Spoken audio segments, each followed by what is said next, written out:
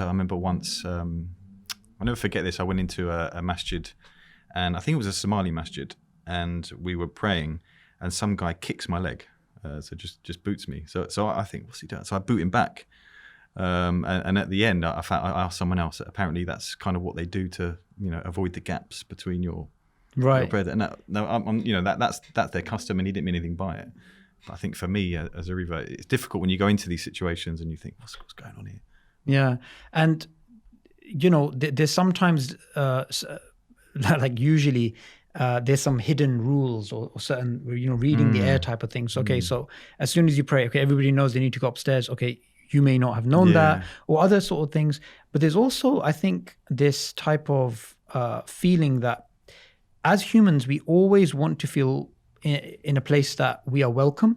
And if there's already a perception about Islam, a negative perception about Islam as a non-Muslim, then you accept Islam. Sometimes that perception can still be there, lurking in the mind. Yeah. So before, when you're a non-Muslim, you're thinking kind of like, okay, Muslims aren't really welcoming people, or they're this or they're that. And then when you accept Islam, and you sometimes, because of the situation, you read the situation like, okay, the same thing's happening. Can that feeling and thoughts and those things come back again? Yeah, I think so. I think definitely if you are treated badly. I mean, I have to be honest, in my experience of Muslims I meet, and I think, look, when you go to a masjid, you're generally meeting practicing Muslims. Yeah. And I've met so many beautiful people. And I think even going back to the people that, I met originally at EF Dawah, their beautiful character and the way they treated me, the way I saw them, that had a massive effect on me. And I am someone who is, I would say, intellectual. I look into things, and I wouldn't have accepted Islam just because someone...